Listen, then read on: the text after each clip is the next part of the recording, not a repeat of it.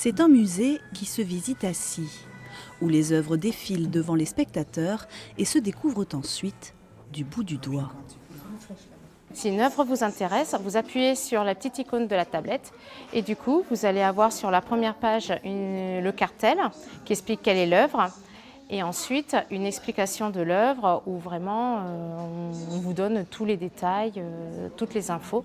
Des peintures, des sculptures, mais aussi de la danse et de la musique provenant des plus illustres salles et musées nationaux, comme l'Opéra de Paris, le Château de Versailles ou encore le musée d'Orsay. C'est autre chose que le musée. Je suis allé voir Toutankhamon à la Villette à Paris. Trop de monde déjà. Et les gens ne prennent pas le temps de regarder les sujets. Ni foule, ni file d'attente, ni flash, mais de l'interactivité et même une totale immersion grâce à la technologie numérique. C'était très bien.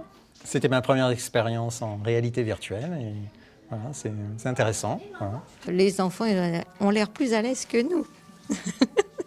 On est un peu vieillots, nous, mais bon, on y arrive quand même, on y arrive. Objectif de ce musée, pas comme les autres, démocratiser la culture et rapprocher l'art de ceux qui en sont éloignés. C'est la distance, c'est le transport pour se rendre à Paris, même si nous ne sommes pas très loin, il faut quand même y aller, se rendre, payer le prix du billet du musée, et puis peut-être une certaine appréhension de ce qu'on peut trouver dans les musées, et du coup Microfolie, ça permet d'avoir ce premier contact avec les œuvres d'art. Après Dreux et Courtenay, la Microfolie de Pithiviers est la 3e à voir le jour en Centre-Val de Loire.